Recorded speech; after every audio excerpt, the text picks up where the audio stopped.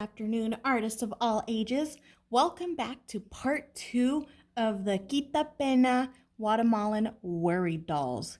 Quitapena means to take worry away. So we have now learned a new Spanish word. Repeat after me. Quitapena. Quitapena means to take worry away. And as you've watched in our previous cartoon video, we learned that the worry doll was made traditionally to take the worries away. But today our worry doll is actually going to transform into a doll that brings us safety and helps us feel safe and loved. So I am making a doll of my mom, who also has the tan skin like I do and dark hair. So this is who this doll is going to transform to be. Once you have painted your quitapena doll, you are going to let it dry. Mine's already nice and dry with the watercolor. But afterwards, what you're going to do is you're going to put some facial features on your doll. We will also be using or needing a popsicle stick or craft stick. We'll be needing some regular school glue, a pair of scissors, and things to decorate our quitapena doll with. I have colorful yarn as well as black yarn to put in the hair. Remember that the quitapena dolls were originally made out of wrapped yarn, so that is why I'm using my yarn to decorate. But if you have things at home like glitter, sequins, colorful paper, fabric that you have permission to cut up and glue, or anything else that you can think of, you can use to decorate your doll to celebrate, again, Hispanic Heritage Month. Today we're looking at Guatemala and their doll. So now that I have this lovely, lovely form down, what I'm gonna do is, it needs a face.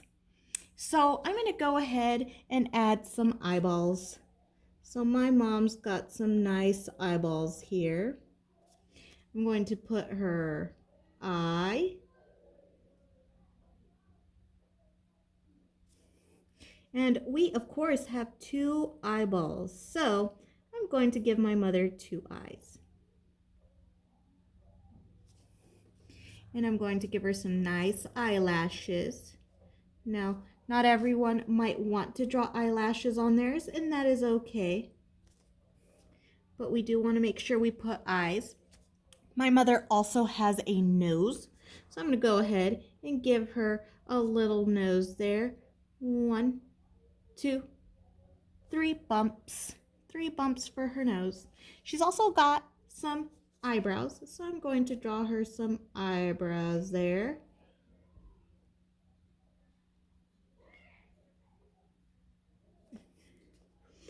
And you can use a color that better fits your eyebrows if that is what you want to use.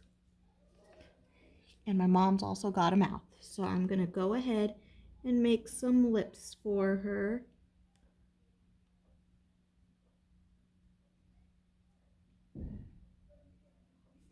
And she is going to be smiling. So she's got her little dimples there. I'm also going to trace out her neck here so I can see what's going on. You don't have to do this at home, but if you want to make your shape a little more detailed, you can. And if you need to add any more detail to your painting, you can do that at this moment. I'm going to go ahead and add some more hair to my mom's face here.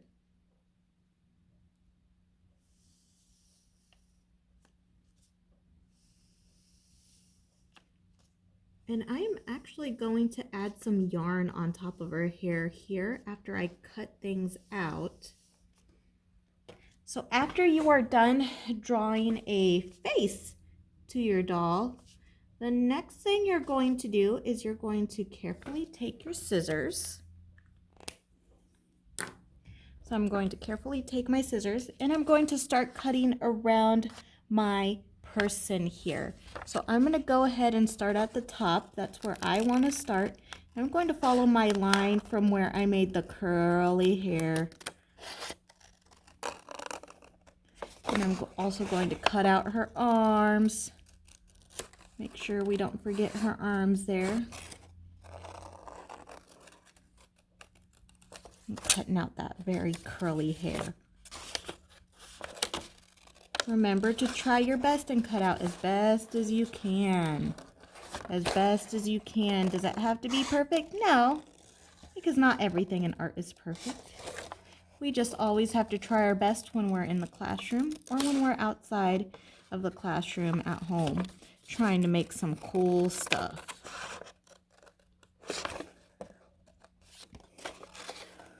All right, so I'm going to try to speed this up just a little bit for you so I can show you what our next step is. Whoops. I almost cut off her leg.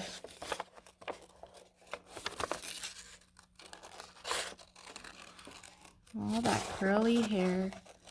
I'm cutting along my lines.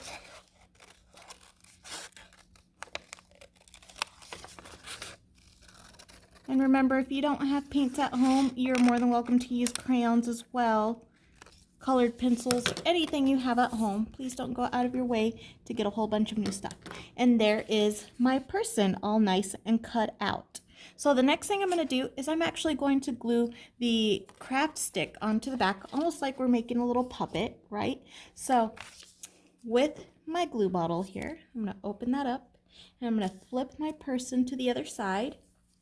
And I'm going to use dots of glue. So 1, 2, 3. A dot of glue, that will do. We don't want to put too much glue on the back. And I'm going to go ahead and put it on the back of my doll. I'm going to press a little hard just to make sure that everything is nice and glued together. Then I'll go ahead and flip it over. See how now she is nice and attached to that popsicle stick. So after we have this part done, you may go ahead and use all of your decorative stuff.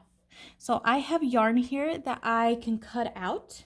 So I'll cut out a piece or two here. And I think I want to add some more strands to her hair. So I'm going to go in with my glue and just a little strip of glue. I'm going to go in and I'm going to make a nice little wiggly line to give her some hair there. And again, if at home you have glitter or anything else that's different that you want to use to decorate your doll with, you can do that. Get creative with your quitapena dolls. So I'm going to go back over here and I'm also going to add another curly strip.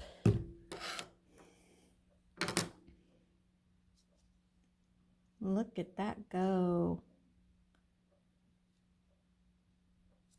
And even though I'm not wrapping my doll in yarn, I am still using yarn to kind of get that same feeling as what the Guatemalans did in that story and how they put this doll together with yarn and made money and their worries were gone.